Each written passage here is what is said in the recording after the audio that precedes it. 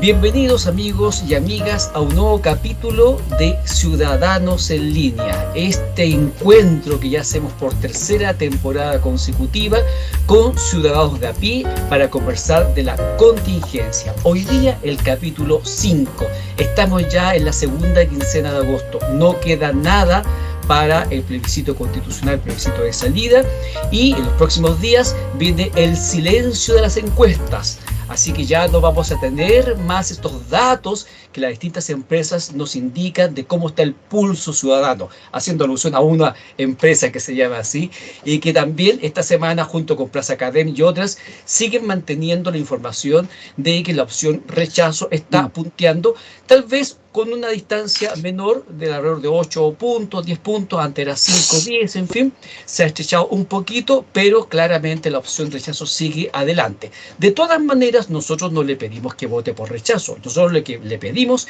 es que lea el texto constitucional, lo comente en familia con los amigos y luego vote en conciencia. Y por eso es que nos hemos estado reuniendo con los panelistas habituales que ya están en pantalla. Fernando Palma Tapia, Pedro Iturrieta Vergara y Cristian Larraín Ríos. Bienvenidos, caballeros. Nos estamos reuniendo ya por quinta semana consecutiva y nos vamos a seguir reuniendo un par de semanas después, del 4 de septiembre, para comentar lo que pasó y lo que viene después. Y casi todas las semanas, no todas, pero casi todas las semanas tenemos algún invitado, alguna invitada. La semana pasada tuvimos un programa maratónico súper largo porque teníamos 2 invitados, salió muy entretenido. Y hoy día tenemos una nueva invitada, se trata de Margarita Herrera, presidenta del Centro de Alumnos de Estudiantes de Derecho de la Universidad de O'Higgins. Bienvenida, Margarita, a esta conversación. ¿Cómo estás? Muy bien, muchas gracias por tenerme aquí el día de hoy. Muy contenta de compartir con ustedes el panel. Muchas gracias, Margarita, por haber aceptado esta invitación a conversar en este panel que hoy día, puro hombre, lamentablemente, hacemos un esfuerzo, eso tengo que decirlo, hacemos un esfuerzo por traer mujeres, pero no siempre están dispuestas, o no nos quieren, no, sí nos quieren, pero la verdad que la disponibilidad a veces no es tan alta de mujeres que puedan compartir estos espacios, así que con mayor razón te agradezco entonces la posibilidad de que estés con nosotros en esta ocasión.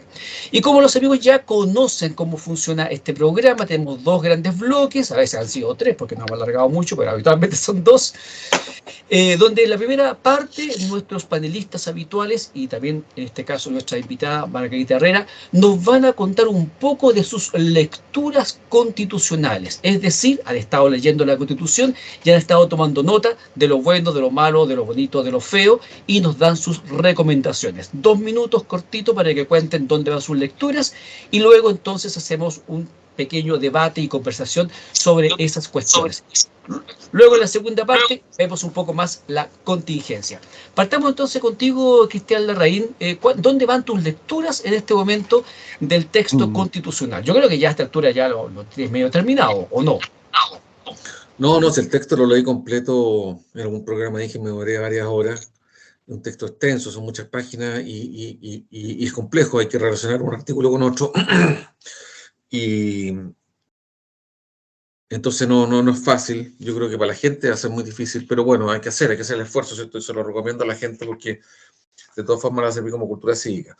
Mira, como tú nos pediste ser muy breve, ahora yo simplemente quiero decir en qué me gustaría comentar un ratito más, cuando después que me contestulo ya he hecho su introducción, pero yo me metí finalmente lo que no había hecho y creo que fue muy productivo para mi concepción del texto constitucional, del texto del borrador constitucional. Estudié el convenio 169 de la OIT. Yo no soy ningún experto en derecho indígena, pero soy abogado, entonces sí puedo, por lo menos tengo alguna formación como poder revisar estos temas y dar algún comentario al respecto. Y además me gustaría también hablar de los 2 acuerdos muy importantes, más bien una ley que se aprobó la semana pasada, que fue los 4 T's. Ese es el 6º invitado del programa. Pero no opina, todavía no lo tengo tan. ¿Cómo se llama tu gato? Ella es la Pipina. La Pipina, es gatita. La Pipina, tenemos más mujeres. Tenemos que le llamamos Pipina. Ya, perfecto. La Pipina, te interrumpió ahí. Tú te estás refiriendo. al El convenio segundo, entonces, 169 de la consulta indígena, para que los amigos que no sí, sepan de qué se trata, es ese convenio internacional sobre el tema indígena, que es un que poco obliga a los estados a consultar. el parámetro internacional sobre el tratamiento indígena, que está a todo esto, lo dijo el señor Francisco Buenchumilla, senador Buenchumilla hoy día en la radio cooperativa, y yo lo ratifico ahora, desde mi humilde punto de vista, que esto es ley vigente, ¿eh? O sea, la Constitución está ratificando muchas cosas que ya están y que ya son derecho en Chile. Y lo segundo, como digo, me gustaría comentar con mis contertulios, tanto el acuerdo de apruebo de dignidad para modificar la Constitución como la nueva ley, la reforma constitucional que se aprobó para bajando los quórums de modificación de la actual Constitución a 4/7. Muchas gracias, Cristian. Entonces ya expuso cuáles son sus ideas fundamentales para esta ocasión, Cristian Larraín. Pedro Iturrieta, ¿dónde van tus lecturas constitucionales estos días? En realidad he estado leyendo de diversos artículos. Como ustedes saben, mi interés principal sigue siendo siempre el tema educacional, previsional y de salud. Y al respecto he estado participando en algunos encuentros relativos a cómo podría dar cuenta la Constitución de eso. Pero algunos textos que me interesan también, por ejemplo, qué pasaría de ganar el apruebo y quisiéramos cambiar la Constitución. Me llamó la atención la solemnidad y el detalle del cambio, la exigencia de, creo que es un 25% del padrón actualmente vigente por el CERVEL en caso que fuera una iniciativa ciudadana. Y con una votación en su momento de ratificación en la Cámara de Diputados de 3/5, si es que no me equivoco. Me llamó un poco ahí la atención y que tenía que ser a través de una convención constitucional nuevamente, o asamblea constituyente, si no me acuerdo bien el concepto. Era 2/3 y la reforma pasaba inmediatamente, ojo, 2/3, que es lo mismo que tiene la actual Constitución, Exacto. o 4/7 más plebiscito. Exactamente. Soy yo el que estaba fregando con los 3/5, Pedro. Ya, perfecto. Me Se llevo tiene que haber quedado de otras conversaciones que hemos tenido. No, y lo otro, dentro de las cosas curiosas, un artículo consagrado a la lectura, al acceso, a la generación de biblioteca y cosas por el estilo, que más que nada me llama la atención en términos del detalle nuevamente. Y quizás la característica que hemos conversado, sin ser yo experto constitucional, pero el detalle en algunas áreas específicas que lo asimilan a mí, por lo menos, que soy un gentil ahí, un ciudadano totalmente ajeno al análisis de textos constitucionales. Lo asimilan bastante a lo que es un programa, que es lo que yo también he planteado en muchas ocasiones. Al leerlo, hay muchos textos que son muy similares a lo que son propuestas que uno puede encontrar en los diversos programas de gobierno de los que han ganado, los que han perdido, con temáticas más bien muy, muy detalladas, lo cual también es una característica que yo he querido también plantear al respecto. Pero fundamentalmente esos dos temas como situaciones de interés o de cierta particularidad del documento, para no seguir mencionando a todas aquellas que ya hemos analizado en los programas anteriores. Eso principalmente. Gracias, Pedro. En previsión de salud son temas de fondo que, por lo menos yo recuerdo, son los temas por los cuales la gente salió a marchar. Exactamente. Pedimos una cosa y nos están ofreciendo otra, parece.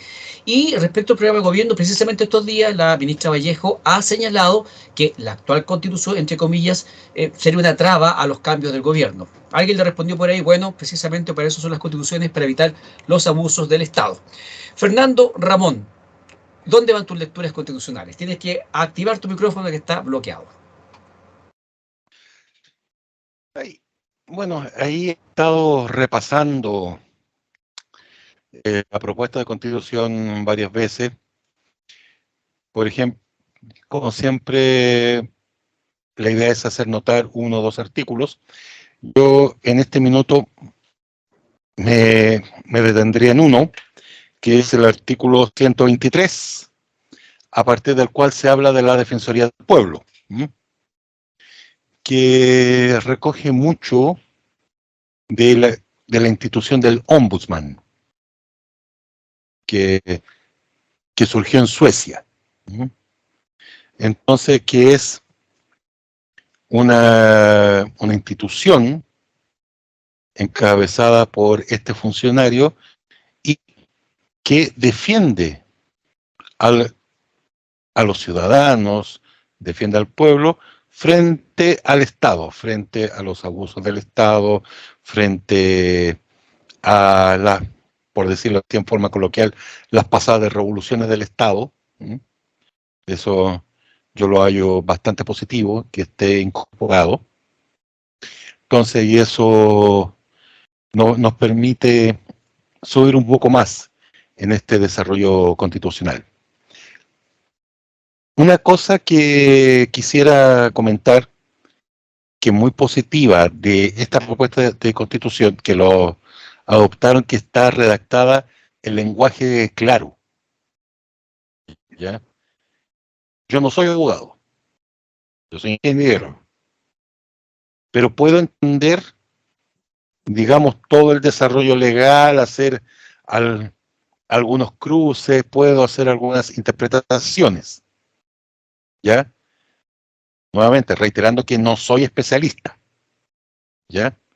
Normalmente, los textos legales son un enredo de conceptos, y hay algunos que caen en expresiones latinas que, por ejemplo, que dicen, y tómese el cogito ergo sum, y yo miro, cogito ergo sum, ¿qué es eso? Entre paréntesis, eso significa pienso, luego existo, de Descartes. Pero lo quise ocupar como ejemplo. Entonces, y queda la gente perdida. Y el común de los mortales se queda con la impresión que en vez de sentirse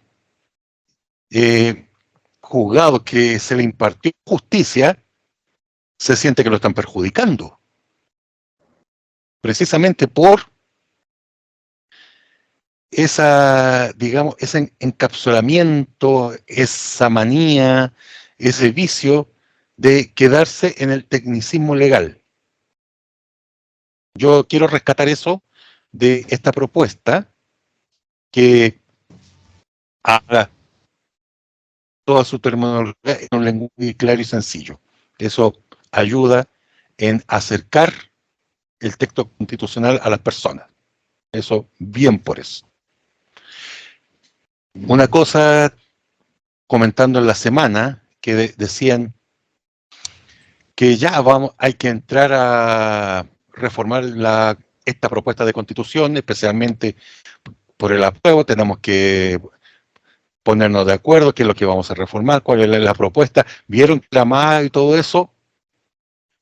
Yo quisiera hacer un recuerdo histórico.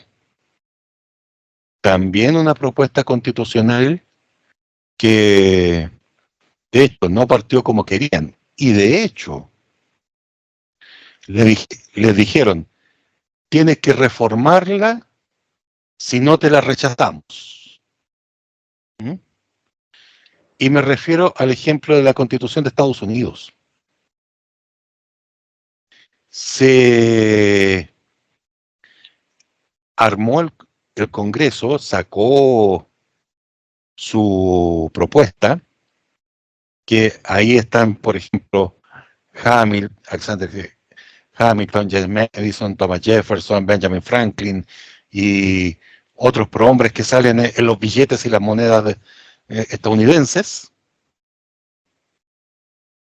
Y como condición se dijo, eran 13 colonias, si aprobaban 9, empezaba a regir para las 13 colonias. Pero empezaron a saltar varios que dijeron, no te voy a refrendar, voy a rechazar esto si no agregas una declaración de derechos.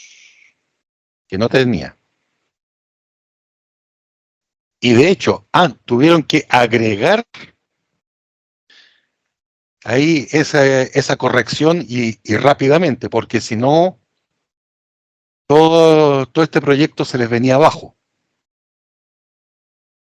Y surgió la Declaración de Derechos, Bill of Rights, que son las primeras 10 enmiendas. De hecho, si una constitución que muchos sectores postulan que el ejemplo tendría que haber sido así, minimalista, ya empezó enmendada, que esta propuesta parte enmendada no es nada del otro mundo, no es nada para poner el grito en el cielo, no es para volverse loco. Eso como opinión personal. Muchas gracias, Fernando. Interesante el alcance histórico. Importante también el tema del lenguaje claro, que las Cortes chilenas hace rato que están trabajando en eso. Te voy a preguntar, te adelanto al tiro una pregunta, Fernando, ¿qué diferencia ves tú hoy día entre este artículo 123 y el Instituto Nacional de Derechos Humanos? Habrá que saber hacerlo, habrá que hacerlo funcionar juntos, lo funcionarán, en fin. Eso lo veo después de darle la palabra a nuestra invitada de hoy, Margarita Herrera, presidenta del Centro de Alumnos de Derecho de la Universidad de O'Higgins, de acá de mi ciudad, desde donde yo transmito este programa y donde tiene sede y domicilio estudiociudadano.cl. ¿Has leído la Constitución? Me imagino que sí, Margarita, ¿o no? ¿Qué te ha parecido el texto? Ya en repetidas ocasiones me ha tocado leerla. Así que definitivamente... Ya debes tener algunas ideas más o menos claras. Bueno, en la universidad una de las cosas que estamos haciendo como Centro de Estudiantes de Derecho para promover la información es hacer debates neutrales.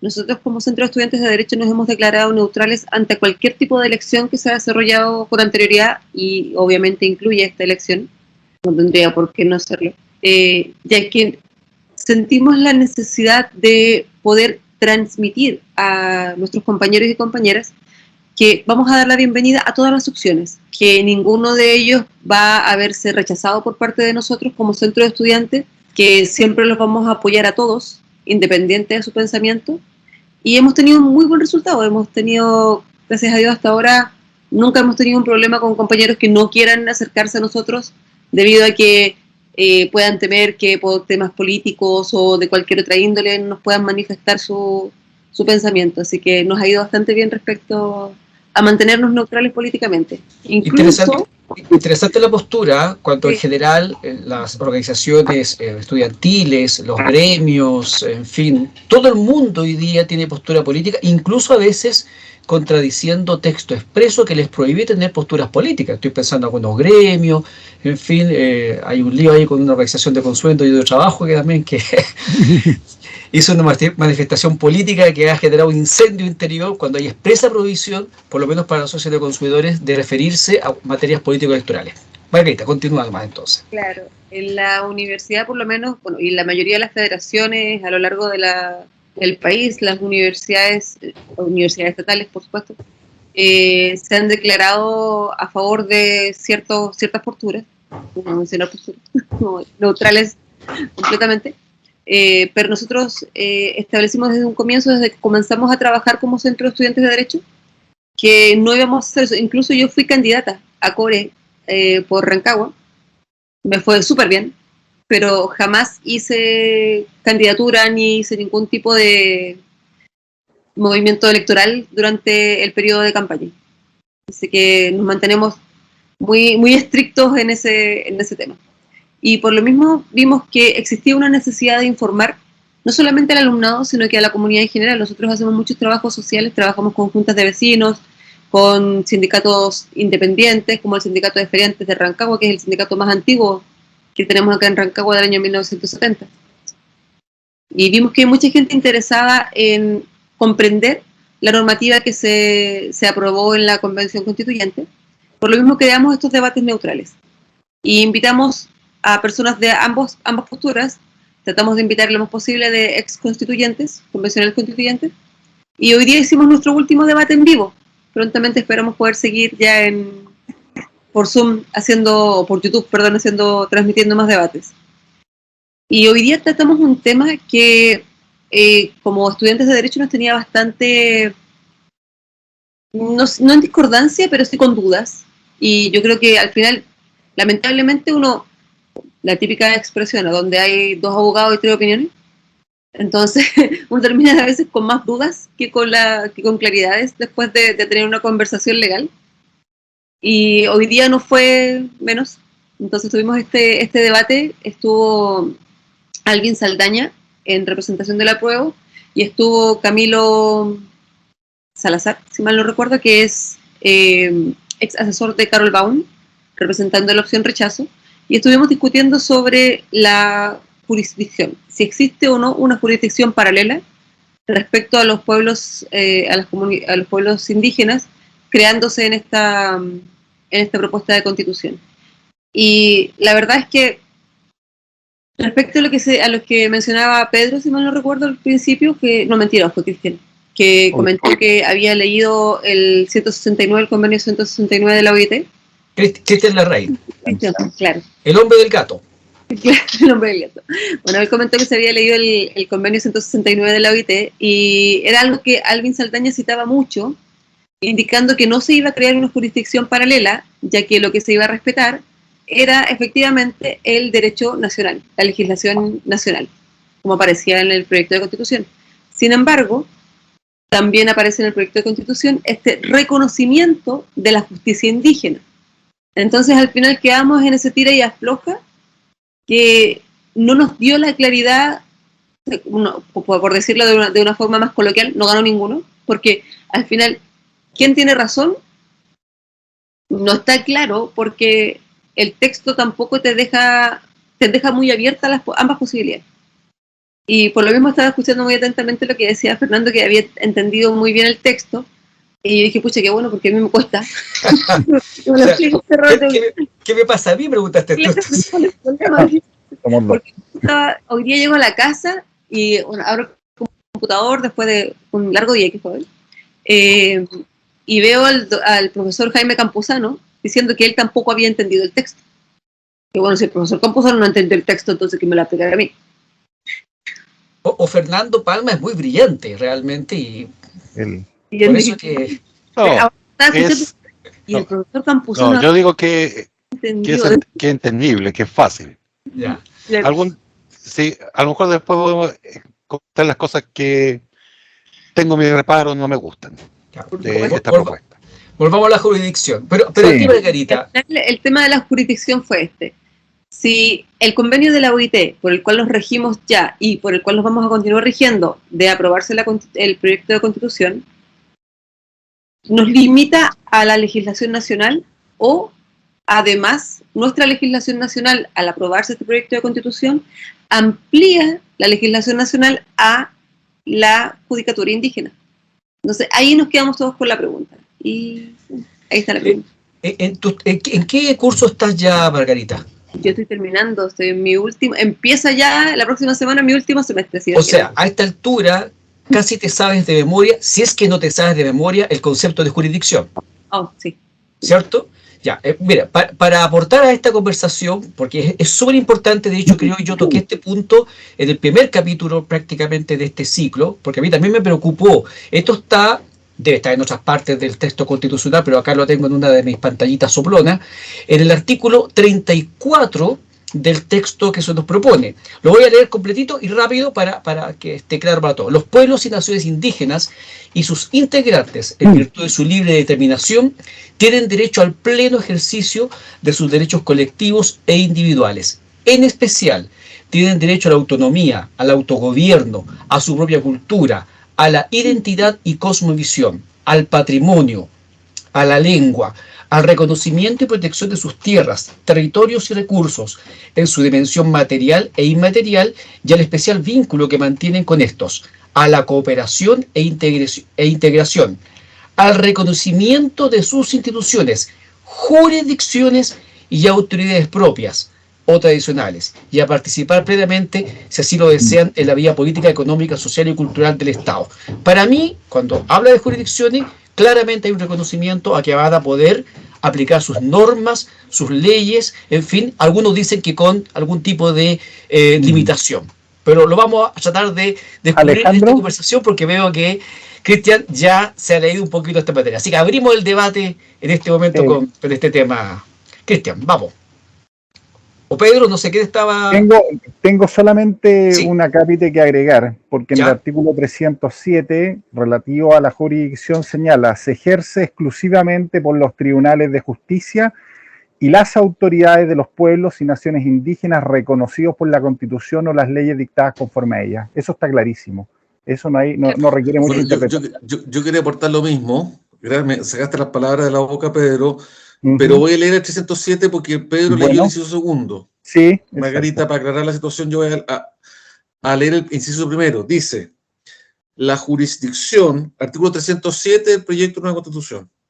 La jurisdicción es una función pública que se ejerce en nombre de los pueblos y consiste en conocer y juzgar por medio de un debido proceso los conflictos de relevancia jurídica y hacer ejecutar lo resuelto, conforme a la Constitución y las leyes, así como los tratados e instrumentos internacionales sobre derechos humanos de que Chile es parte.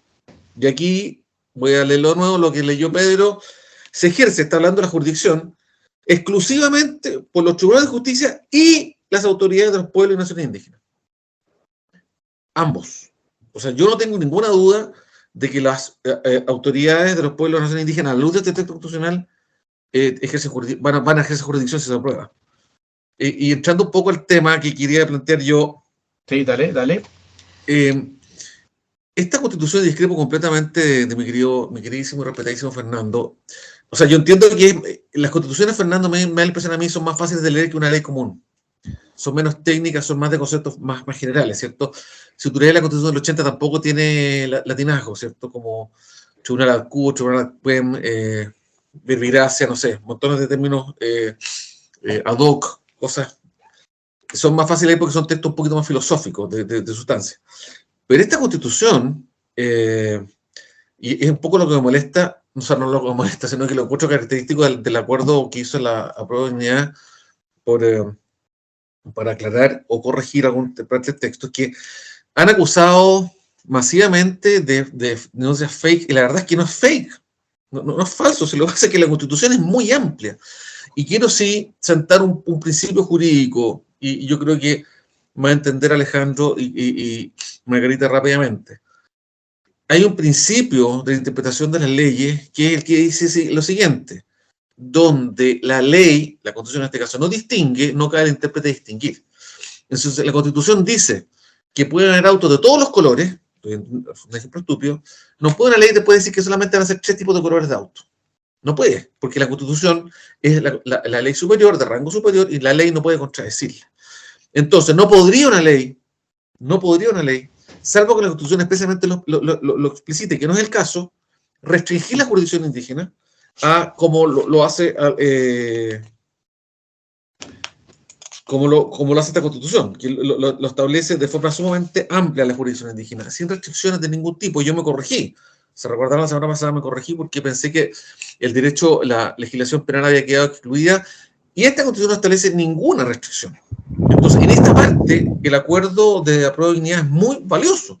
Si ellos logran aclarar esa jurisdicción, y no como está, aquí de verdad lo digo, no tiene ninguna limitación. Ustedes ven que la jurisdicción se ejerce por igual por los tribunales de justicia y por la autoridad de los pueblos y naciones indígenas. Es muy, muy amplio.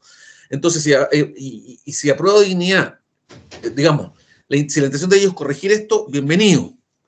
Pero, de acuerdo al artículo 191, si se quiere limitar los derechos de los pueblos y autoridades indígenas, que sería el caso, se requiere consentimiento indígena. Artículo 191, inciso segundo del proyecto. Entonces, es una promesa que efectivamente tenía razón Guillermo Teller. No solo no puede, bueno, yo creo que no la quiere cumplir, tengo mi impresión, digamos, ¿no? Pero tampoco puede, porque se requiere autorización de los pueblos indígenas para modificar este texto en particular y otros, todos los relativos a pueblos indígenas. Entonces, desde ese punto de vista, sí estoy de acuerdo con Fernando, que es una cuestión más fácil de leer, y quiero apreciar mi comentario. Sí, es verdad, no requiere ser un abogado experto, pero sí se requiere ser tener cierta formación legal, no digo ser abogado, para entender que lo que la Constitución define ampliamente, la ley no lo puede restringir. La ley, por ejemplo, no podría eliminar el derecho, alguna vez lo dije, que tienen los pueblos indígenas a comercializar libremente sus semillas tradicionales, que es un derecho que establece la Constitución, lo vimos en algunos programas atrás. La ley no podría limitar significativamente ese derecho, porque la Constitución lo establece. Aquí lo mismo. Se le entrega una jurisdicción muy amplia a los pueblos indígenas. Y voy a ir al tema de la OIT. Me pareció, lo he escuchado mucho y me decidí estudiar los días en la mañana esto. Decía yo que el señor Huanchumilla, con razón decía, el día de la mañana, que este es texto vigente, o sea, está en rigor, lo que les voy a comentar ahora ya es obligatorio en Chile. No es constitucional, pero sí es obligatorio.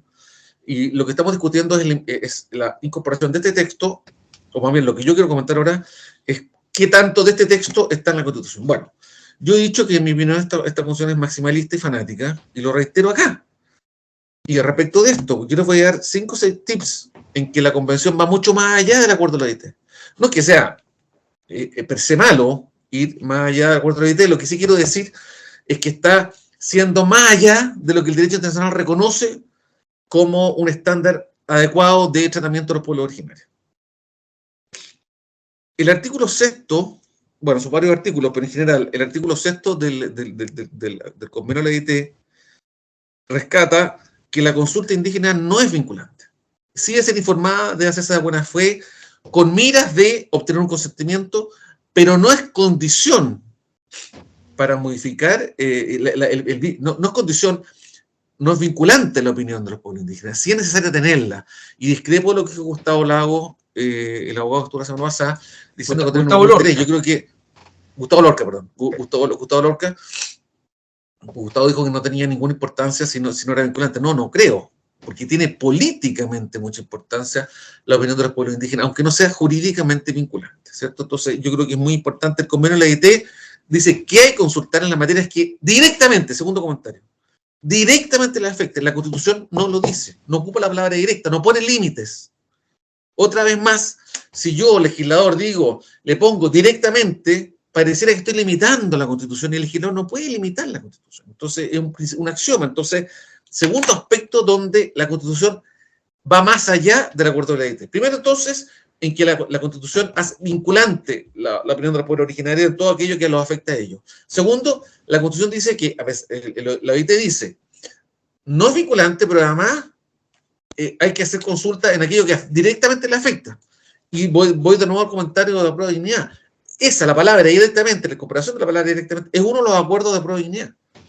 O sea, están claramente aclarando una embarrada, perdóname que lo diga con mis palabras, ustedes saben que es mi opinión, no la de ustedes, y la sostengo, digamos, pero es mi opinión, la embarrada que hizo el proyecto constitucional con este aspecto en particular. Tercer punto, el pluralismo jurídico en la Constitución es ilimitado. Ya lo vimos, leímos el artículo 104 y antes de eso lo leyó Alejandro el artículo 34, creo que leyó, 34. Y es ilimitado, no establece, no es que diga justicia vecinal, como lo dice el proyecto de dignidad, no dice materias laborales, no dice materias civiles, no dice materia hereditaria, no le pone límite, y en consecuencia, desde mi punto de vista, yo lo defendería si fuera pueblo originario, la Constitución no le puso límite, el señor legislador no lo puede poner. Y si le quiere poner, me tiene que consultar a mí, de acuerdo al artículo 191 y su segundo del proyecto de norma. Entonces, la cierra, de verdad la cierra, no andemos con... Se cierra. Todo lo que afecta a los pueblos originales, de acuerdo al texto, al nuevo artículo, se requiere consentimiento de ellos si quiere ser leal con la letra de este proyecto de ley, de este proyecto de constitución.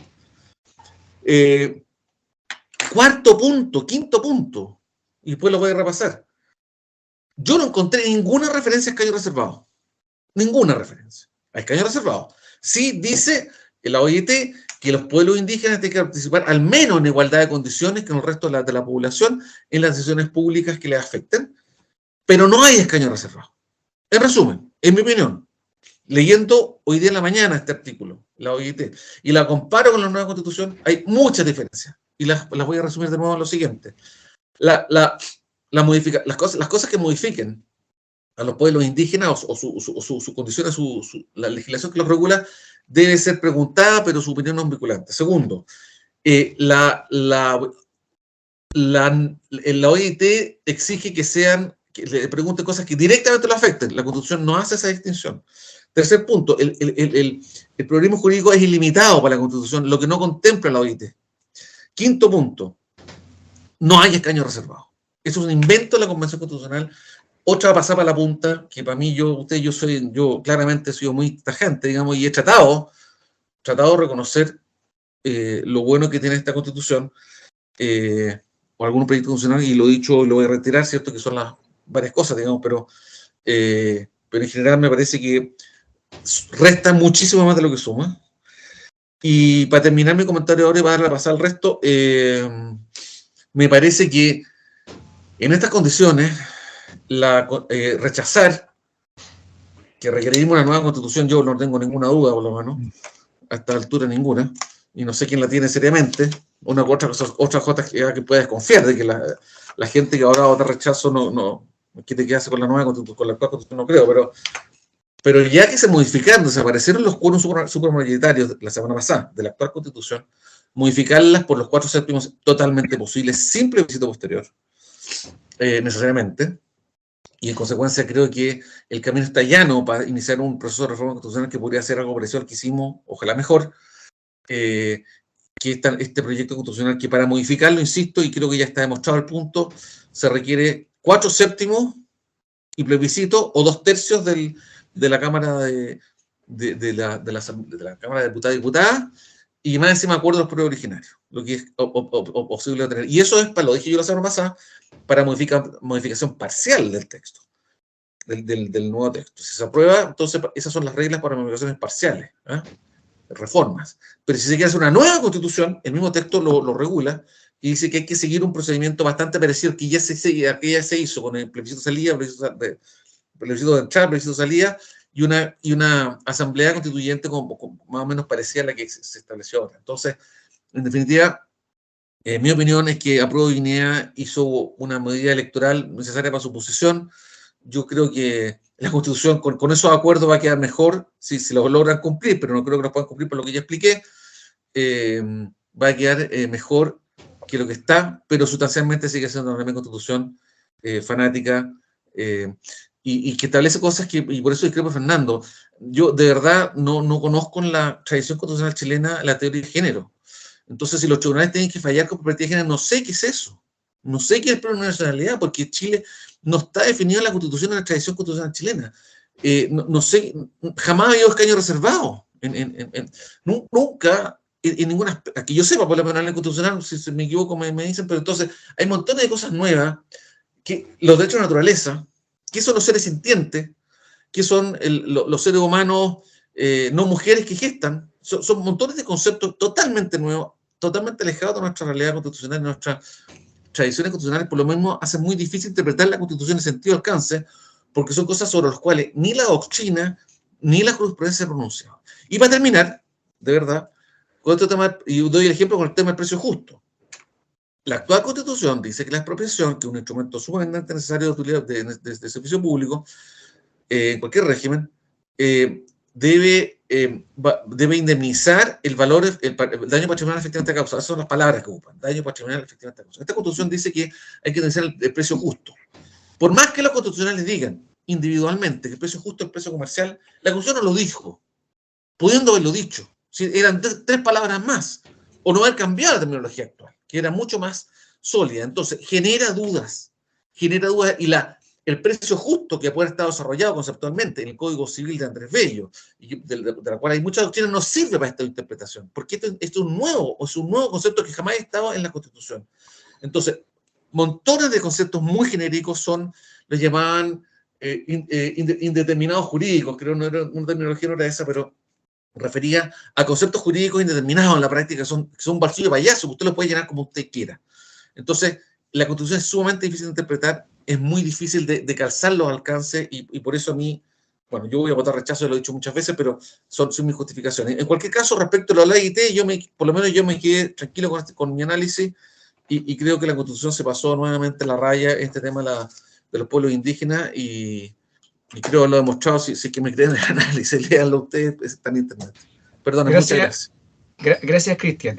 Solamente para precisar, porque lo has mencionado varias veces, a los amigos que nos están escuchando, nos ven, el acuerdo de apruebo de identidad es un acuerdo que salió estos días, donde los 10 partidos que apoyan al gobierno de Gabriel Boric se comprometían a hacer ciertos cambios. Entre ellos, por ejemplo, que ya la consulta indígena no fuese solamente de todas las materias, sino que solamente de aquellas materias que a ellos les afectasen, y también se hacía cargo de otras cuestiones, como por ejemplo, sistema de provisión mixto en materia de salud, que seguramente es un tema que Pedro lo tiene a la vista. En fin, sin embargo, es un acuerdo que muchos dicen que nació muerto, porque inmediatamente después de firmado, Guillermo Tellier dijo que iban a ver si acaso podían cumplirlo, que no podían garantizar que eso se cumpliera. Algunos caricaturizan esta situación como aquella persona que va con el auto, que no cumple la revisión técnica y que le pida, mire, apruebe nomás la revisión técnica y después yo lo traigo arreglado. Y que la gente de la revisión técnica te miraría y dirían, este tipo está chalado. Pedro Iturrieta, comentarios de esta vuelta, que se larga un poco, Cristian, así que vamos a hacerlo más rápido para poder terminar rápido esta primera parte del programa. Pido disculpas, me doy cuenta que me largué, perdona. Sí, no, el tema de las observaciones yo creo que la hemos conversado previamente. Margarita ahí no ha estado presente, pero en definitiva, respecto a salud, queda la gran duda de cómo se va a estructurar la propuesta que viene implícita en la Constitución. Hay, como ella bien dijo, hay tantas interpretaciones como interesados en leer el documento. No hay una definición precisa. Yo estuve les comentaba la semana pasada en un encuentro justamente para abordar el tema de salud y con un experto en la OPS como subsecretario de redes del gobierno de Patricio Aylwin, si no me equivoco, Ricardo Fábrega, y yo le preguntaba cómo veía él la estructuración de este sistema único nacional, y él me dijo, en definitiva me dijo, podría tener la estructura nacional centralizada, que es una moción que tienen los médicos, en términos justamente de la atención primaria, yo lo veía también. Me dijo, podría ser regional, con la nueva estructura de las regiones autónomas, o podría también ser comunal, en términos de la estructura también de las comunas autónomas. Entonces, y eso solamente en el acápite de lo que es la atención primaria, lo que puede ser un sistema nacional total, es una opción que está vigente, pero también podría ser segmentada por regiones y también inclusive por comunas que de alguna manera van estructuradas a una línea un poquito más descentralizada y desconcentrada, pero no hay una mirada. Él me dijo, eso va a depender ya definitivamente de lo que viene posteriormente, conforme a lo que indica la misma Constitución, que pasado un tiempo se debe iniciar el debate de cómo va a ser vaciada y configurada, digamos, toda esta palabra que está escrita en la Constitución. Entonces, eso por poner un caso, sin entrar todavía en el análisis de la posibilidad de una posibilidad de incorporación mixta, que como dice el texto constitucional, dice podrá, pero no dice deberá o será. Es un verbo más bien que involucra una probabilidad positiva o negativa, pero no es taxativa respecto a constituirse de manera mixta. Entonces, también genera las dudas respecto a cómo se va a llenar ese espacio una vez que algunos ya dan por hecho la extinción de las ISAPRE, y cómo será la incorporación de los 3 millones casi de personas que están en el sistema ISAPRE al sistema público. Entonces, justamente la segunda ronda que viene derivada de la posibilidad de un triunfo del apruebo es cómo va a ser estructurada la propuesta, que es lo que también que se ha un poco también hecho crítica al gobierno, de que está esperando literalmente el vamos del 4 de septiembre para poder comenzar a ejercer realmente sus funciones y a prorrogar leyes de mayor envergadura y transformación. Entonces, al final del día, vuelvo a insistir en que el texto es solamente una etapa que genera ya de por sí dudas, pero más dudas genera el cómo se va a llegar a plasmar aquello que la ley o la propuesta constitucional ha planteado de ganar el apruebo. Por lo tanto, en esa línea y en esa perspectiva, justamente van mis dudas y mis aprehensiones. Lo mismo en el tema previsional, que también es un tema de transformación y de cambio radical. Por lo tanto, soy de aquellos que tiende a pensar en una vía de transformación y de cambio consensuado lo más amplio posible, y no definirme en una opción de una u otra taxativamente, pero las opciones de cambio y transformación, como lo veíamos al comienzo, son bastante complejas también por los quórum y las exigencias que plantea este mismo texto. Bueno, de hecho, Tomás Moschati tiene un video que es demoledor respecto del compromiso real, o más que el compromiso, la capacidad real que podría tener el Parlamento, el gobierno, si se llegase a aprobar este texto constitucional, porque, según lo que dice el texto hoy día, cualquier cambio tendría que contar con el consentimiento de los pueblos indígenas. Y es muy difícil que alguien que acaba de adquirir derechos vaya a renunciarlos. Fernando Palma, parece que, bueno, para Margarita no es tan claro el texto, ¿o no? ¿Sigue siendo claro para ti?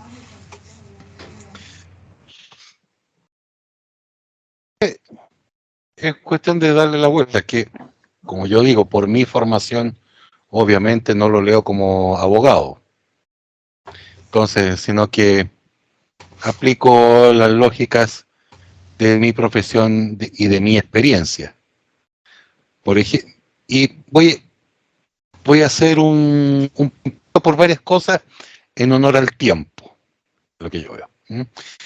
Por ejemplo, cuando se habla de escaños reservados, de hecho, la propuesta los menciona, actual.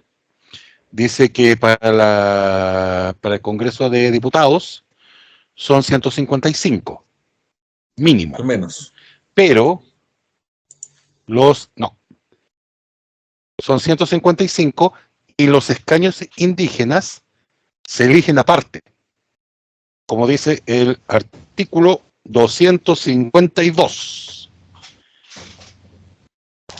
y que los escaños indígenas se eligen aparte, Distrito Nacional Único, que dice que eso va a salir en base a la proporción total, ¿ya?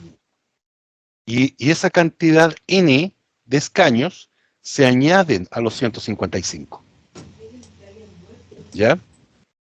Entonces, ¿cuánto van a ser? Pueden ser 156, 186, 196, 200, no sé. Pero sí sabemos que el Congreso de Diputados va a ser 155 más C, expresándolo en términos matemáticos. Y en el caso de la Cámara de las Regiones, que se llaman representantes, artículo 254, dice que son 3 por región, 3 representantes por región mínimo.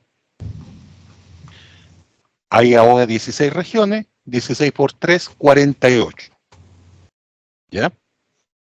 Y también menciona de integración de escaños reservados. Cuando hablamos de integración, o sea que estamos agregando una cantidad X. Entonces, sabemos que en la Cámara de las Regiones, que va a reemplazar el Senado, los representantes van a ser 48 más N. ¿Cuánto es ese N? No tengo el número hasta que salga la ley, se definan las proporciones y todo el tema. O sea, está claro que no se sabe el número. Esa parte está clara. Claro.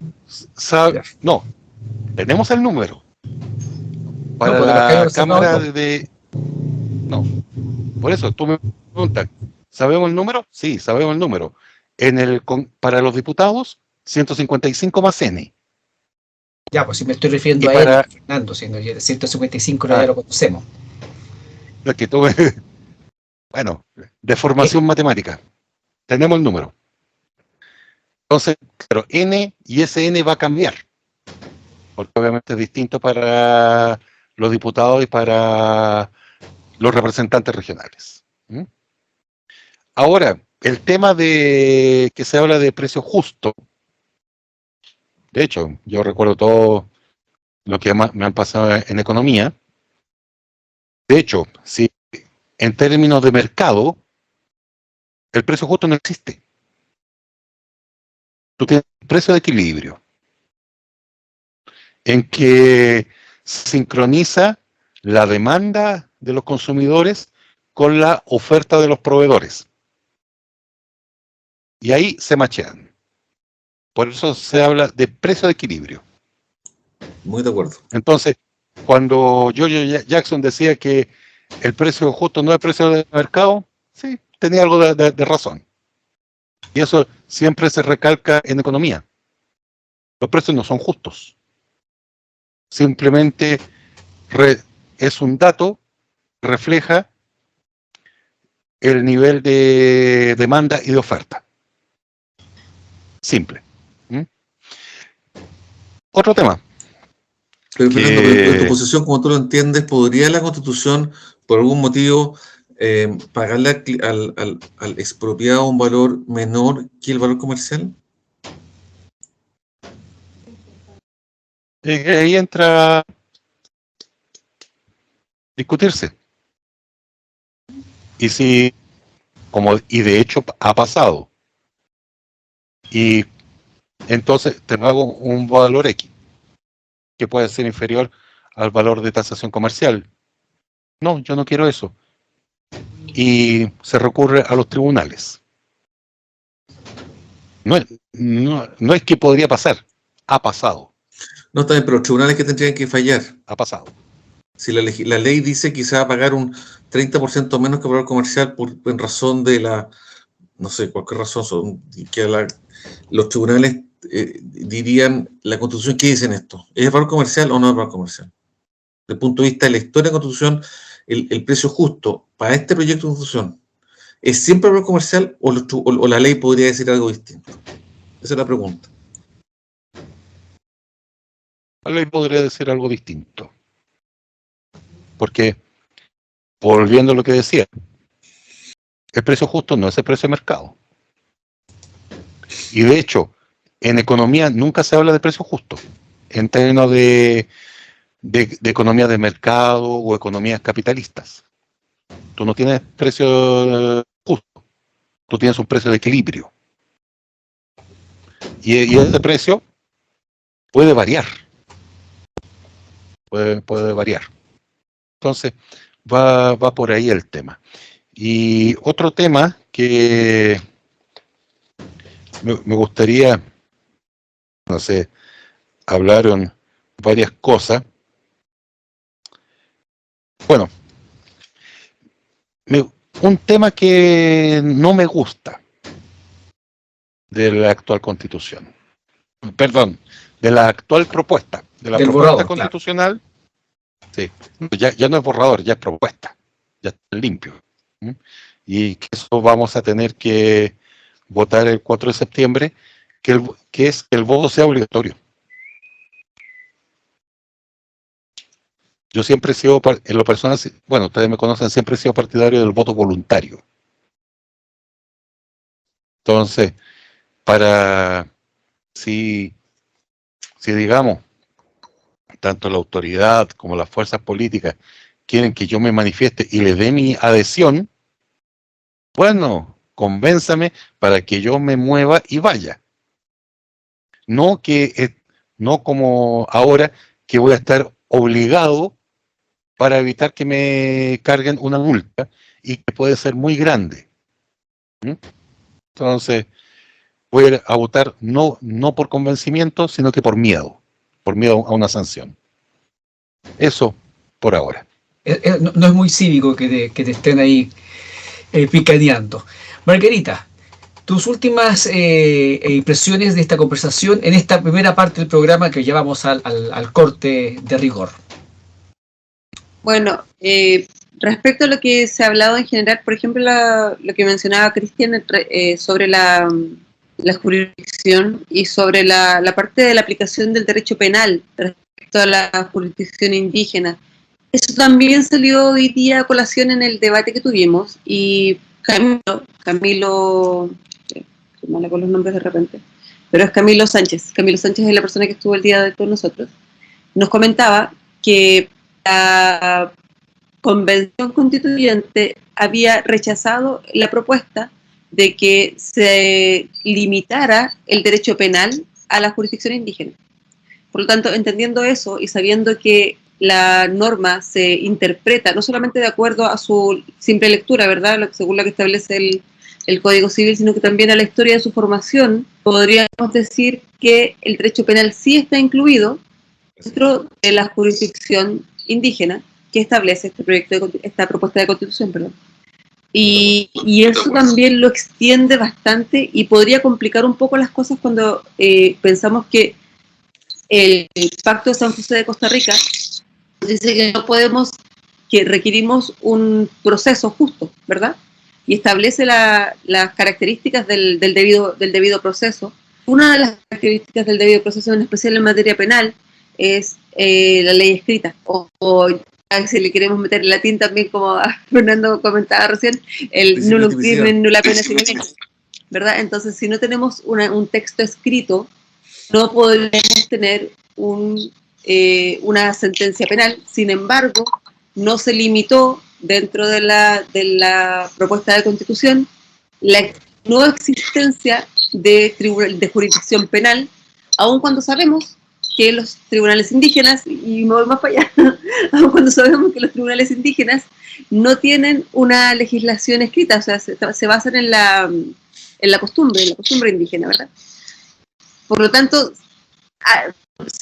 no sé si a mi parecer se ampliaría más todavía la interpretación de esto, sabiendo estas otras cosas, o simplemente se restringe más y me dicen que sí, de acuerdo a la interpretación textual y a la interpretación basada en nuestro Código Civil, que es la interpretación que todos ocupamos, ¿verdad?, del artículo 11 en adelante. Efectivamente, simple y sencillamente, esta Constitución estoy en contra del Pacto de San José de Costa Rica por el debido proceso, ya que permite una jurisdicción indígena en la que se aceptó la aplicación de la ley penal, aun cuando esa ley penal no está por escrito. Como les digo, a mí me salen más preguntas acá. Respecto a las otras cosas que mencionaba Fernando, lo que me gusta mucho a mí de esta Constitución y que lo encuentro excelente es la posibilidad de las reformas populares y la posibilidad de la creación de leyes de materia popular, que encuentro que esa es una iniciativa que realmente es valorable y sin tener que llegar a un voto obligatorio va a motivar a las personas para que participen mucho más en la formación de la ley, para que se eduquen mucho más en cuanto a educación cívica, que tanto nos hace falta ahora. Entonces me parece que esa es un gran incentivo a la población para aprender. O sea, yo jamás, de los años que llevo estudiando Derecho, los años de mi vida, había visto tanta gente interesada en leer un texto constitucional. Nunca, jamás en la vida. Jamás me lo llegué a esperar. O sea, yo creo que todo esto que está pasando, todo esto que estamos haciendo en este mismo momento, son cosas que jamás habríamos hecho hace 4 años. No habríamos tenido este tipo de conversaciones hace 4 años atrás. No habríamos tenido la posibilidad de hablar de normativa 4 años atrás con cualquier persona, porque en este momento cualquier persona en la calle te pregunta sobre normativa. O sea, obviamente también hay personas que te dicen, ¿pero qué voto? No, esa pregunta a mí no me la hagan, por favor. No me pregunte qué vota, pregúntele qué es lo que no entiende, qué es lo que no, pero no me pregunte qué vote. O, claro, también está por otro lado, la expectativa, ¿verdad? Mucha gente te dice, yo lo único que quiero saber es qué va a pasar conmigo el 5 de septiembre. No quiero saber no quiero entender la norma, no la entiendo, no entiendo lo que me están explicando. Solamente quiero saber qué es lo que me va a pasar si gana la prueba y qué es lo que me va a pasar a mí si gana el rechazo. Y creo que este tipo de iniciativas, de que la gente tenga la capacidad de llegar a crear una norma o proponer una legislación nueva, que están establecidas en la propuesta constituyente, le va a dar a las personas más incentivos, reitero la palabra, para poder aprender más de la legislación, que es algo tan importante. La verdad es que empecé a estudiar Derecho ya 5 años atrás, mientras más aprendo, más miedo me da. Tantas cosas que uno podría hacer y no te diste cuenta, o dices, chuta, a lo mejor me mandó una embarrada y nunca supe, y no sé, estoy aprendiendo derechos de lo que sea, derecho tributario, no podías salir sin que te pasaran la boleta, Dios mío, no sabía. Y mientras uno más aprende, más se da cuenta que tiene que tener mucho cuidado y que tiene que aprender más. Entonces todo esto incentiva la formación y la educación, a mi parecer. El conocimiento implica una tremenda responsabilidad. Por eso que uno dice, el que nada sabe, nada teme. Oye, son dos cosas antes de la pausa. Precisar para los amigos que quieren saber sobre las normas de interpretación de la ley, están en el Código Civil, el Código de Bello, artículos 19 al 24. Ahí hay 5 normitas que son bien útiles para interpretar las leyes, cualquiera lo podría entender en términos generales.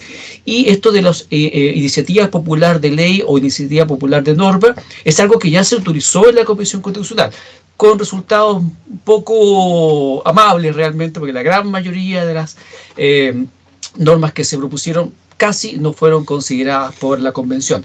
Ojalá que en el evento que se vaya a votar y se gane la opción apruebo, esta posibilidad que menciona Margarita, que las personas puedan presentar proyectos de ley o iniciativas de ley, sí sea algo que sea considerado por la Cámara de las Regiones, por todos estos sistemas que están generando nuevamente en la Constitución, si no, se va a terminar siendo solamente una letra muerta.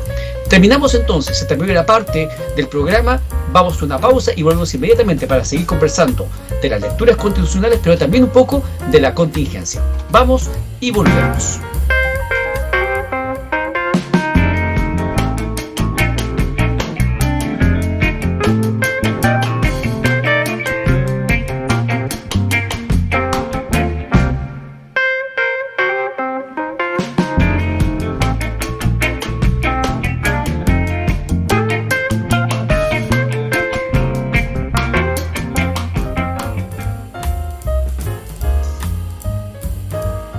Continuamos con el capítulo 5 de la tercera temporada de Ciudadanos en Línea. Este encuentro con Fernando Ramón Palma-Tapia, Pedro Iturrieta Vergara y Cristian Larraín Ríos, que ya durante 3 temporadas hemos estado conversando de la contingencia nacional y también internacional. Sí, a veces hemos hablado también. Yo estaba pensando que deberíamos hacer un programa especial de los temas internacionales porque pasan demasiadas cosas. Acaban de secuestrar un cura ahí en Nicaragua, en Argentina está la embarrada, le embargaron los bienes, 2 camiones, no sé cuántas plata a la señora Cristina Fernández de Kirchner.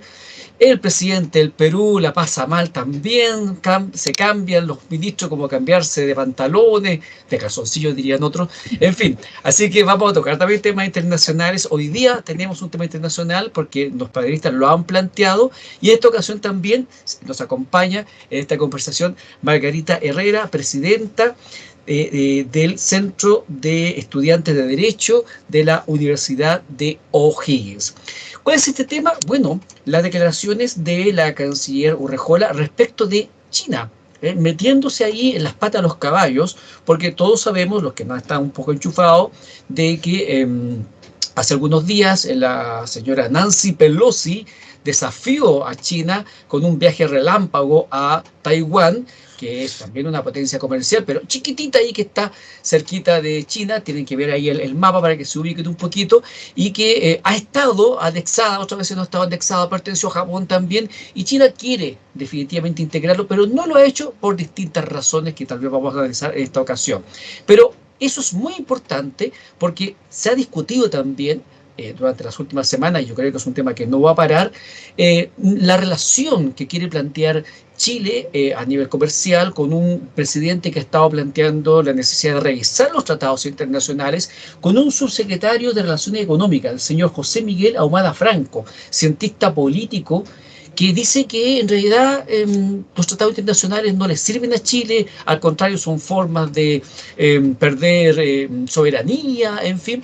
Entonces, naturalmente lo que pasa a nivel mundial en materia política, en materia económica, nos afecta para bien o para mal. Por lo tanto, vamos a hablar un poquito del panorama internacional y particularmente de este tema vinculado con una cierta crisis también que se está generando entre Estados Unidos y Taiwán respecto de que después de que la señora Pelosi se fue, China se puso a hacer ejercicios militares, ahora Estados Unidos responde con otro tipo de ejercicios y ahí están ahí como mostrándose los dientes. Partimos contigo, Pedro Iturrieta, que tenías alguna información que nos querías compartir sobre esta materia y ahí abrimos entonces el espacio de diálogo sobre estas noticias que nos llegan desde el extranjero. Pedro. A ver, gracias Alejandro. En realidad lo que siento a través de la lectura de las declaraciones de la canciller Urrejola hoy día es que nuestro país ha perdido un poco quizás el rumbo tradicional que traía y la línea de visión de Estado respecto a políticas y problemáticas internacionales. De partida, lo que hace hoy día la canciller es literalmente optar por una de las alternativas, en este caso la China, y su política de China un solo país. Ya sabemos que a través de esa política China invadió en su momento el Tíbet, anexó Hong Kong, prometiendo en su momento dos sistemas, pero a la postre lo que ha visto Hong Kong es mayor represión y restricción de las libertades. Y ahora el asedio es contra la isla y el país, que yo estimo que es Taiwán, con una amenaza evidente y manifiesta a partir de justamente lo que tú señalabas, que fue la visita de la canciller embajadora Pelosi, y que en definitiva nos pone a nosotros en una condición bastante compleja, porque en definitiva los actos a nivel internacional no son inocuos y lo que se dice o lo que no se dice tiene bastante que ver en definitiva con el posicionamiento que nosotros estamos teniendo en esta materia y con quienes han sido de alguna manera tradicionales, voy a llamarlo de alguna manera aliados o por lo menos parte de la política internacional de nuestro país, como parte también de una propuesta democrática y del mundo internacional.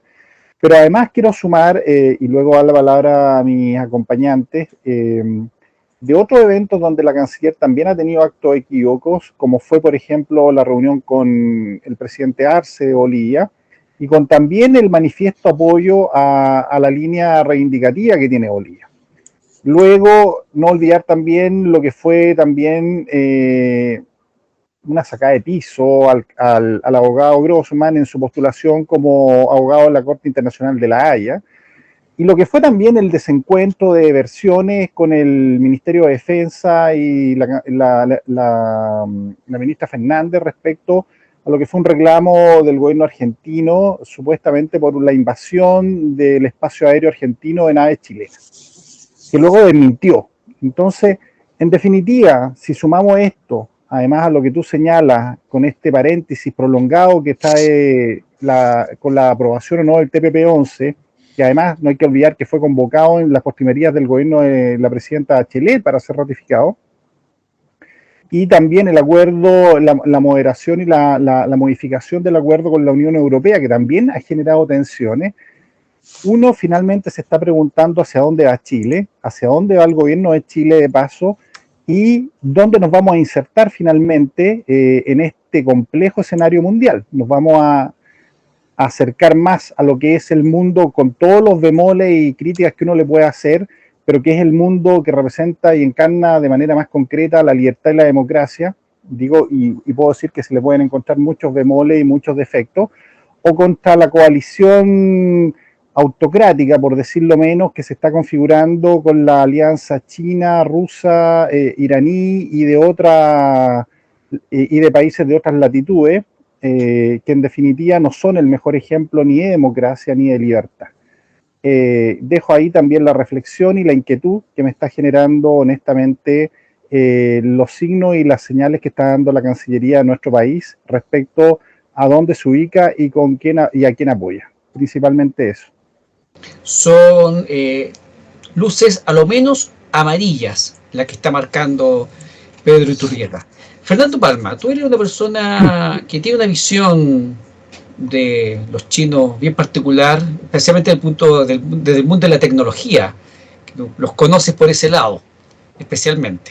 ¿Qué te parece esta situación que se está dando de una Cancillería que tal vez está tomando partidos muy claros y concretos sobre unas líneas o unas alianzas que no son las tradicionales, por lo menos de Chile? Ni siquiera voy a decir si son buenas, no son las tradicionales. Bueno, lo que ha hecho la Cancillería, la ministra Rejola, todo el mundo concuerda que se ha pisado la cola. Especialmente el incidente con el radar argentino, que ojo, el radar argentino, lo único que pude identificar por sus características técnicas es que eran vehículos aéreos. No sabía si eran aviones, no sabía si eran avionetas, no sabía si eran helicópteros, ni siquiera sabía si eran globos. ¿Ya? Sino que eran vehículos aéreos, nada más. Y la ministra de Defensa se dio vuelta hacia adentro, consultó y después hacia el frente. Eso es mentira. Nada de eso, lo que se dice en Argentina, no, todo falso. Esto está hablando de Maya Fernández. De Maya Fernández. La ministra Fernández, ¿cómo lo hizo? Bien. Llegó, porque primero validó internamente. Tuvo la información rápida, oportuna, veraz, y pudo salir. Y resulta que ella es la que está bien parada. No la ministra de Relaciones Exteriores. Eso como un dato al margen. Ahora, o sea, sería un nuevo caso de descoordinación de parte de los miembros del ministerio, del gabinete. Sí. Claro, pero ahí esperemos después. De hecho, a partir del 5 de septiembre va a haber cambio de gabinete. ¿Qué tipo de cambio va a ser? Ahí lo veremos. Ahí hagan sus apuestas, señoras y señores, ahí veremos. Volviendo al tema de China. China está en un proceso de transformarse en superpotencia. Ya, ¿por qué existe, por ejemplo, la iniciativa de la Ruta de la Seda? Que en el fondo son 6 rutas. Son 6 rutas entre Europa y China, que es para fomentar el comercio y todo el tema. ¿Y por qué la Ruta de la Seda? Porque esa fue la ruta que siguió Marco Polo en la Edad Media, para tener el intercambio comercial entre Venecia, donde era él, y China, y el Imperio Chino. Otra cosa importante, China ha ido desarrollando toda una serie de inversiones en infraestructura, en puertos. De hecho, tiene mucha inversión portuaria en Europa a raíz de la Ruta de la Seda. También está haciendo mucha inversión en obras públicas en América Latina. Aquí en Chile no se ve tan, se ve pero no tanto, en comparación, por ejemplo, a Perú. Llega el embajador chileno y es casi como si llegara el emperador. Así lo reciben. A raíz de lo mismo, ellos tienen la idea de que China es una. Y esa China es una, tiene que estar unida. Y ve todo el exterior como sus potenciales enemigos. Y eso ya quedó más afianzado en la psiqui con las intervenciones de los imperios europeos en el siglo XIX, que llevó primero a las guerras del opio y que llevó como consecuencia la rebelión de los Bóxers. y que al final, por influencia de los imperios europeos, cayó la monarquía en 1906. Ahí, 1906 o 1908. Ahí, si no me equivoco, ahí con el último emperador que tenía 6 años de edad, Puyi. De hecho, hay una película que se llama así, El último emperador, la recomiendo totalmente. ¿Qué es lo que ha pasado? Que como China propiamente tal, buscó un desarrollo económico para nivelar todo el tema de, perdón, no nivelar, resolver el tema de pobreza endémica, hambrunas y todo eso, empezó a tomar herramientas de mercado. China no es una economía capitalista, ¿ya? Como la entendemos nosotros, porque también el mercado está sujeto a las directrices gubernamentales. ¿Ya? Tienen planes quinquenales, definen cuáles son los avances tecnológicos. De hecho, una de las puntas de lanza, que es la implementación de las redes 5G de telefonía móvil, de telefonía celular, la idea es que todos esos desarrollos y todo ese desarrollo tecnológico, esa venta de tecnología, la haga Huawei. ¿Ya? Y de hecho, por eso mismo, en Europa, en las licitaciones de 5G, se ha dicho expresamente Huawei fuera. Empresas chinas fuera. Porque, aunque sean empresas privadas, están sometidas al control gubernamental. De hecho, una cosa muy común, el gobierno chino es accionista de las empresas chinas, especialmente estas empresas grandes, 30%, 40%, a 50%. Entonces, y así mantiene el control. Y es por eso la misión china, que llegaron al lado oscuro de la luna y tomaron fotos. China está desarrollando su propia estación espacial. ¿Ya? ¿Y por qué está desarrollando su propia estación? Porque hace 20 años, para la Estación Espacial Internacional, Estados Unidos vetó a los chinos. Los gringos no se hacen problemas con los rusos, pero a los chinos no los quieren para nada. Y de hecho, es un dato,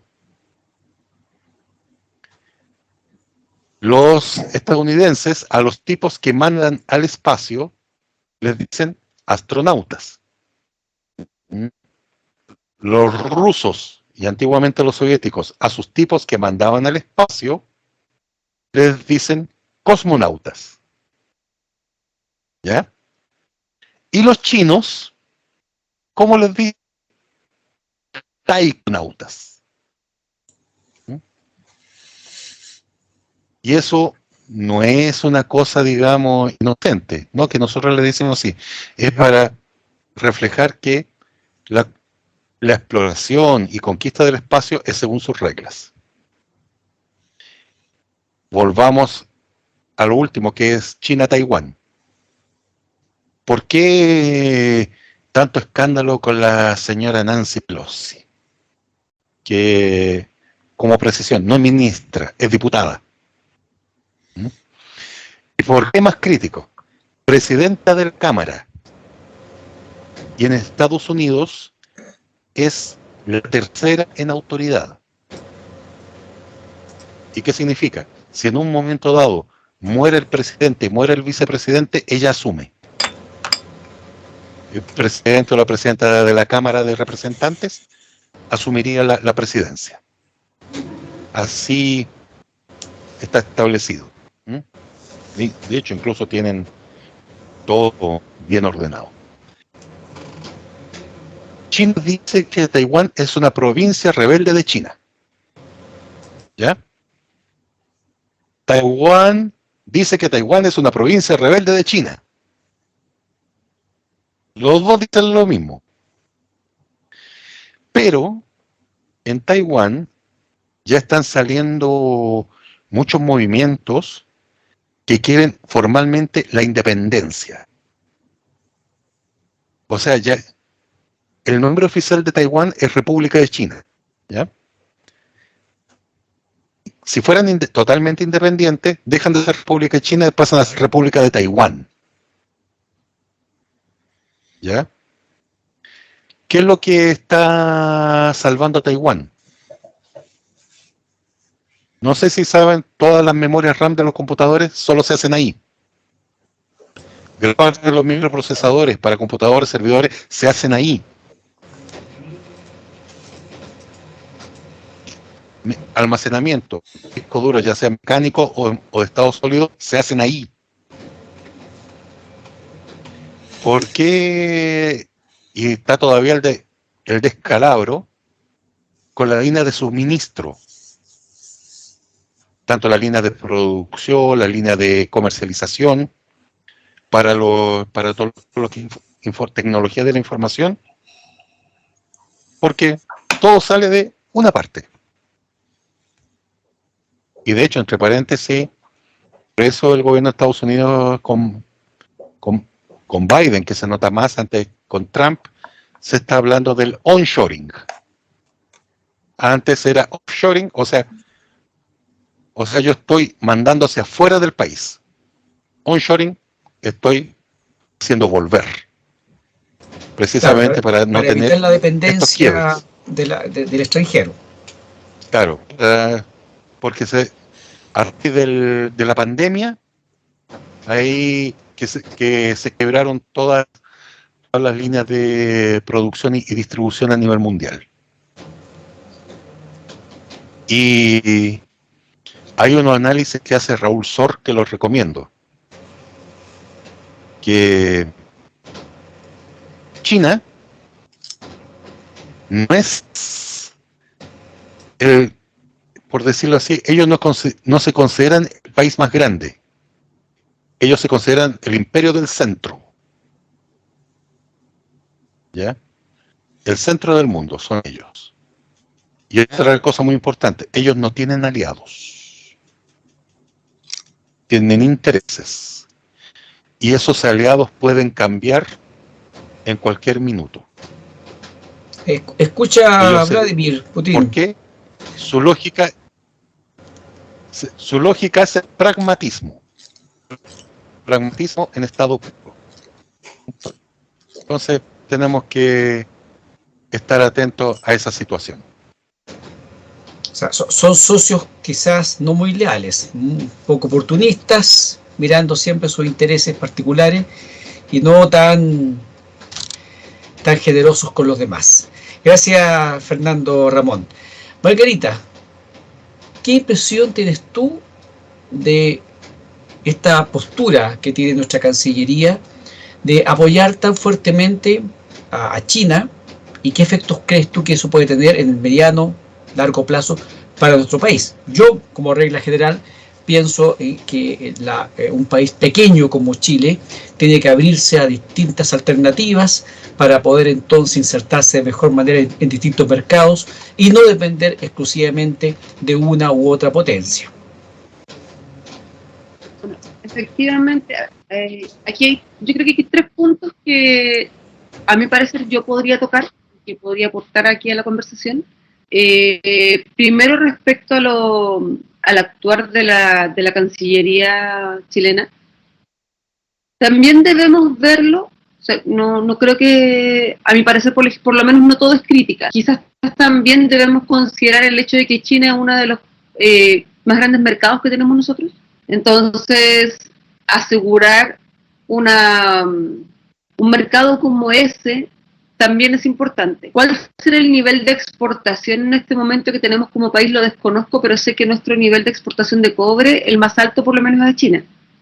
Entonces no sé qué tan comercial será los dichos de la canciller, qué tanto será para velar por un bienestar o una comercial, como para desligarse de otras potencias que no le interesa, quizás con las que no le interesa trabajar. No estoy segura cuál habrá sido el raciocinio para... Te doy el dato al tiro, Margarita.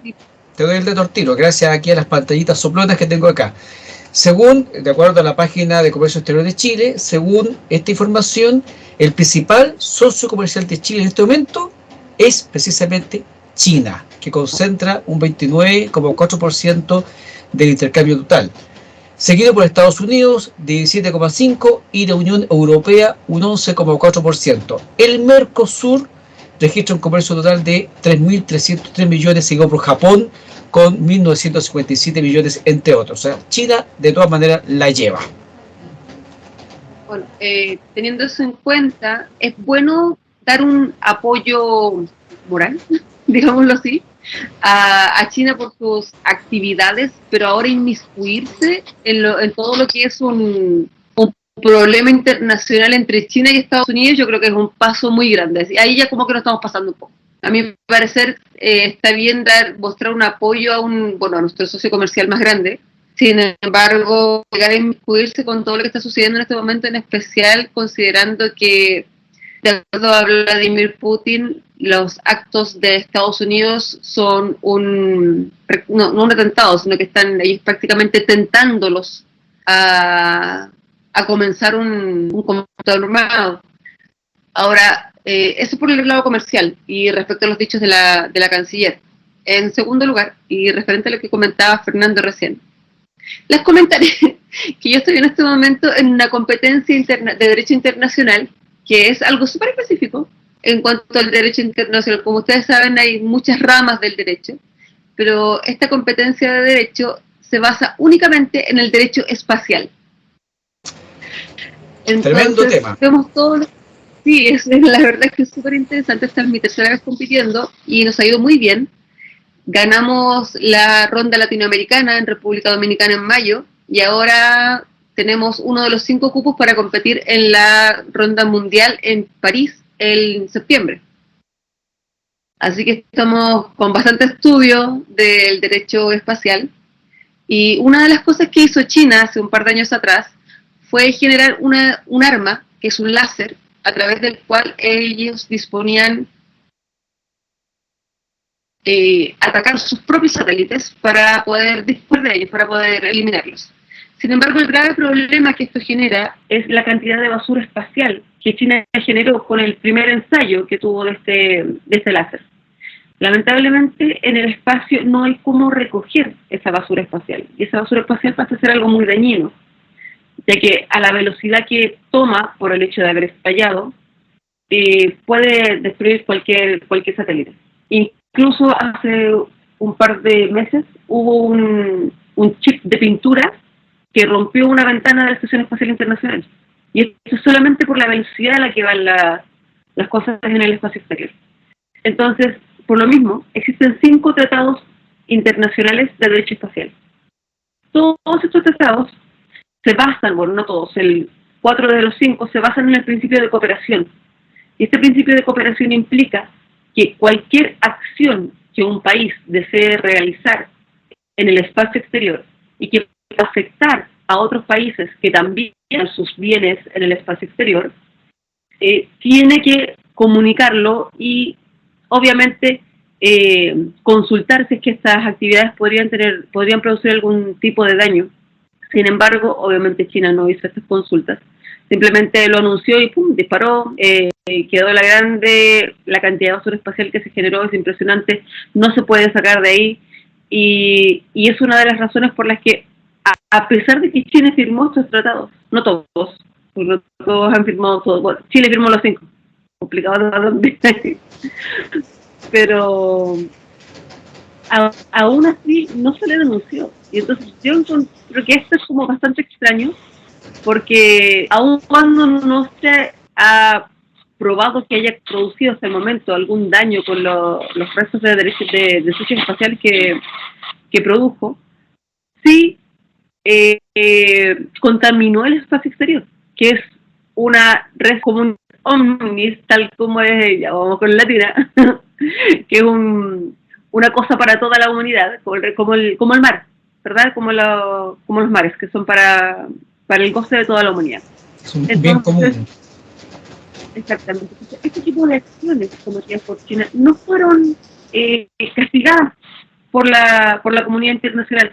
Sin embargo, sí vemos que al momento, y no estoy defendiendo a nadie, pero estoy poniéndolo en contraste, sí vemos que al momento de decir que Taiwán es parte de ellos, cuando Taiwán también dice que es parte de ellos, y entendemos en el derecho internacional que si un Estado indica la posesión de otra tierra, y esta otra tierra también se da a entender a sí misma como parte de ese Estado, no debería haber un conflicto. Entonces, me parece poco consecuente que una acción que dañó un bien que es para toda la humanidad no fuera condenada, pero se está condenando el que China y Taiwán es chino, aun cuando Taiwán dice que Taiwán es chino.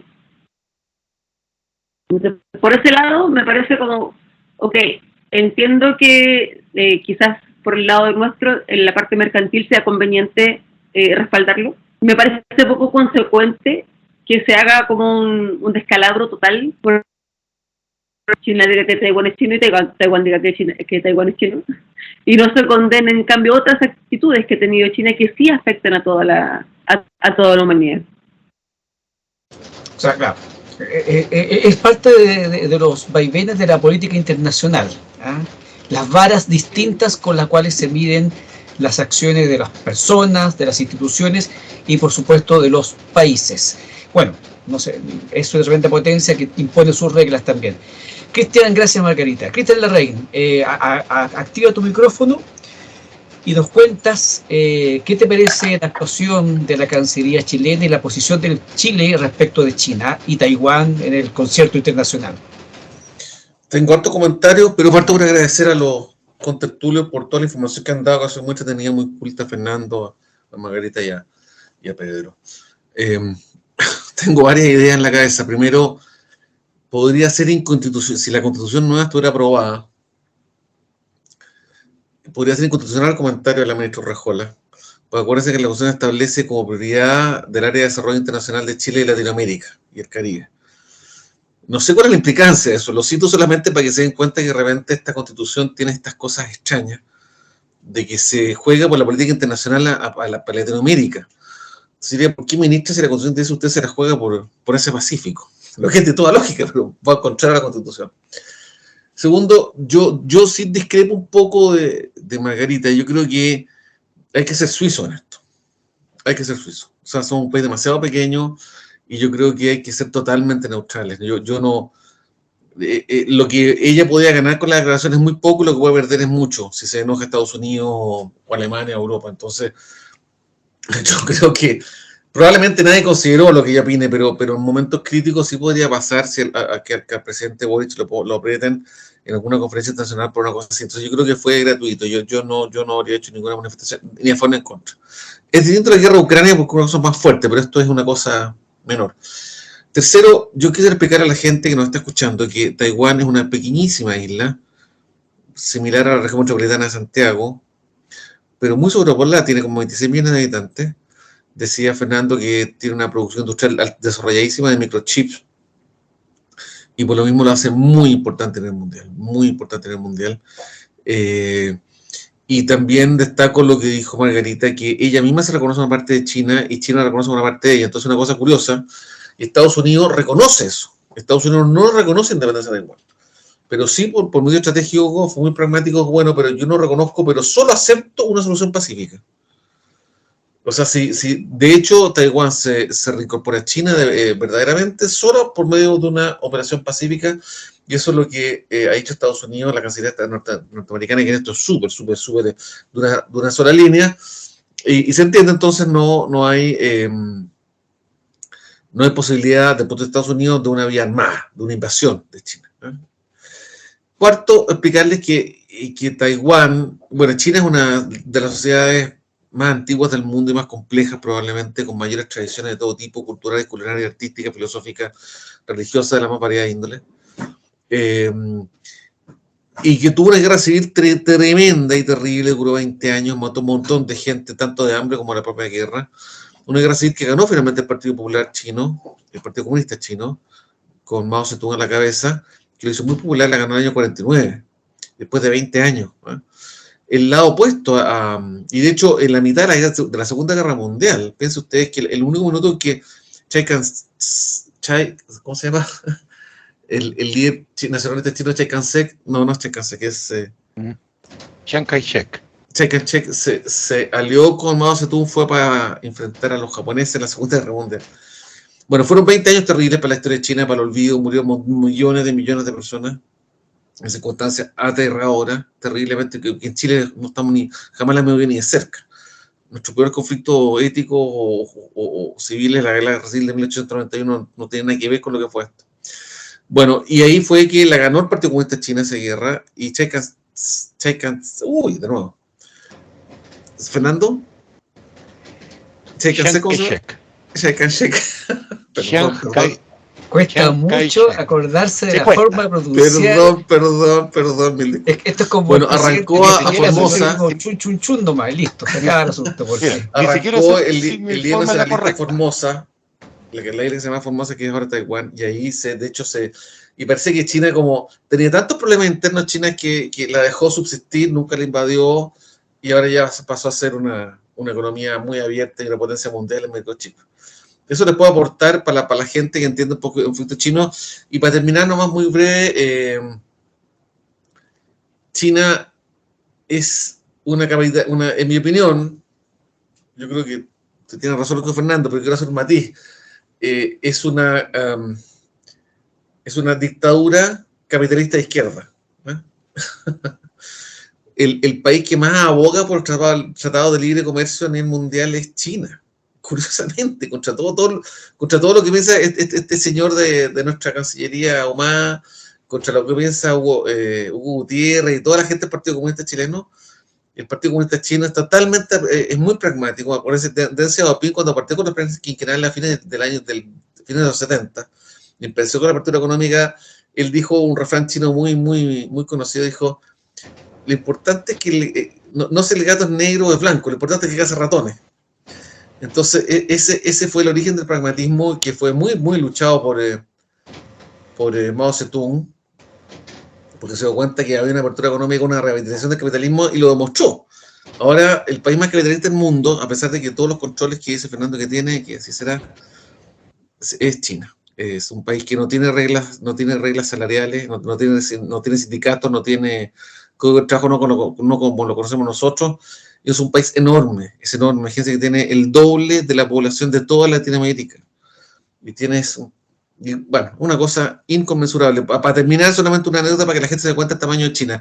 Me contaron una vez, esta anécdota es verdadera, que vino un empresario chino que era dueño de lo que podría ser aquí en Chile Jumbo o Walmart, algo así, Walmart, y vino, porque Chile le interesaba el vino chileno, entonces dijo: mira, yo quiero para dar a probar en los, no sé, 5.000 supermercados que tenga la cadena en China, o 10.000, no sé, es una cosa de loco, le pidió a una cadena de supermercados chilena muy grande, le dijo: yo quiero que usted me ayude a conseguir vinos para dar de cata en los 10.000 restaurantes, en los 10.000 supermercados.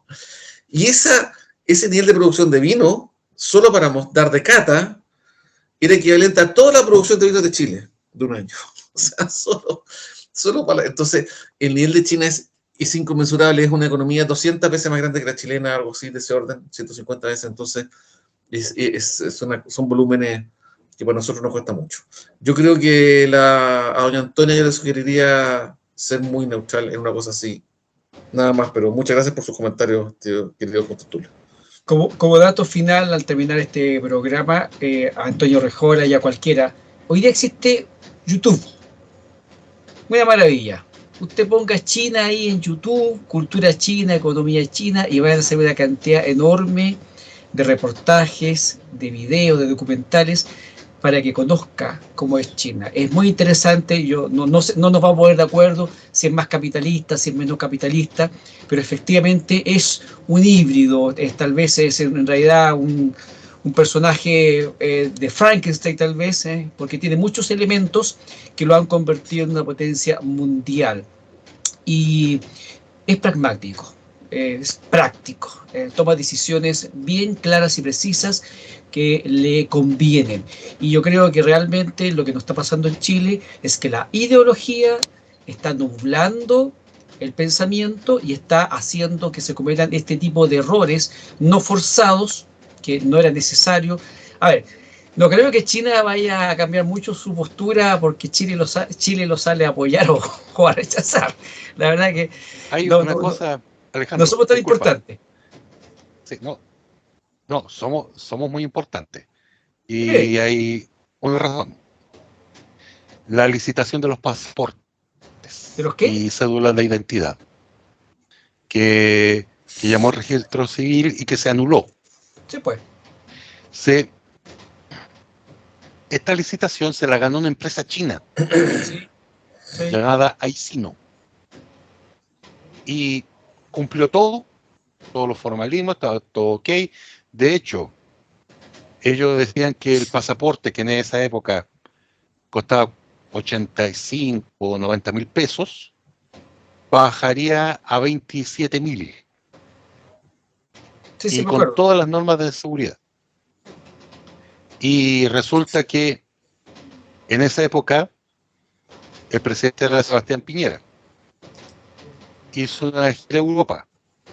Y todos los presidentes y jefes de gobierno en Europa con los que se entrevistó, todos le dieron el mismo mensaje: no le adjudique a los chinos. Y volvió a Chile y recibió el mensaje directo de la embajada estadounidense: usted adjudica a los chinos, nosotros sacamos a Chile del visa waiver, que es la exención de visa a Estados Unidos. ¿Y qué hicieron? La anularon. O sea, de que somos parte importante en este ajedrez político, claro que somos importantes. Y eso para muestra un botón. Y lo otro, ¿por qué se dan vueltas? Por ejemplo, lo que pasó con la castellana Antonio Roscola, con lo que dice Telier y todo el tema. Que no nos olvidemos, el Partido Comunista Chileno es soviético. Se quedó pegado en la Unión Soviética. El comunismo chino es otro tipo. ¿Y qué es lo más parecido que tenemos a la mano? Está en Perú. El comunismo peruano es de índole maoísta. Por eso salió Sendero Luminoso. Entonces, por eso se entiende por qué los comunistas chilenos están pegados en la misma. Gracias, Fernando. Bueno, yo no sé si la palabra correcta es importante, porque si fuéramos tan importantes, un país no nos presionaría para que tomemos nuestras propias decisiones. Ya, últimas palabras, Pedro y Margarita, porque ya estábamos cerrando. No sé si algún comentario, Pedro, que tengas que señalar. Estás sin micrófono en este momento. Y luego le damos la palabra a Margarita y terminamos ya esta sesión. Solamente para cerrar y ver todo este tema de pasarnos ahora a lo doméstico, recordar que el día de hoy se dio de alguna manera curso a una denuncia por el uso de recursos fiscales para el tema justamente de la información y de la edición de unos textos que había sido denunciado en algún momento solamente a nivel de Contraloría, pero ahora pasa ya formalmente a tribunales. Entonces, una noticia en desarrollo porque nuevamente pone al ministro Jackson en el foco ahí del huracán de la información y de lo que es el proceso electoral de cara al 4 de septiembre.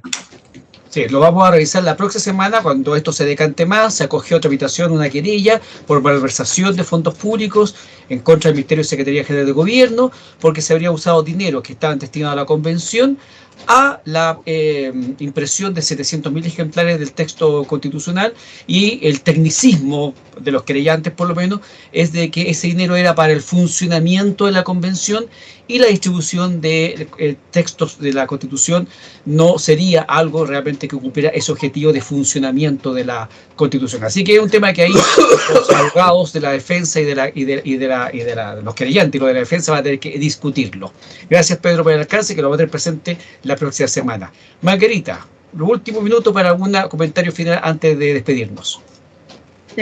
Bueno, respecto a China, como yo les comentaba anteriormente, yo tuve la oportunidad de viajar mucho, de que fui azafata por muchos años, y puedo decir de primera mano que el avance que ha tenido China en los últimos 15 años es algo impresionante.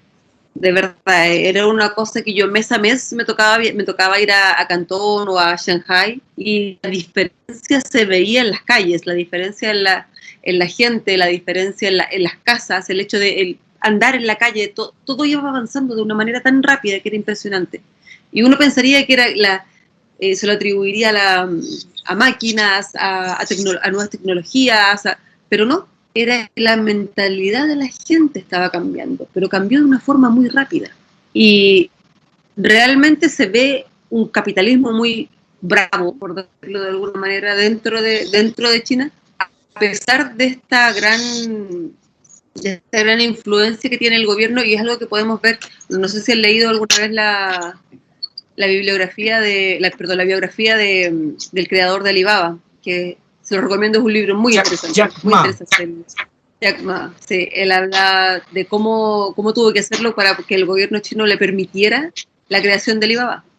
Entonces es algo que contaba que ni siquiera había un computador allá. Entonces, es una cosa súper interesante cómo ha evolucionado China y cómo ha ido saliendo, pero sin salir al resto del mundo, manteniéndose esta parte, y sale, pero no sé.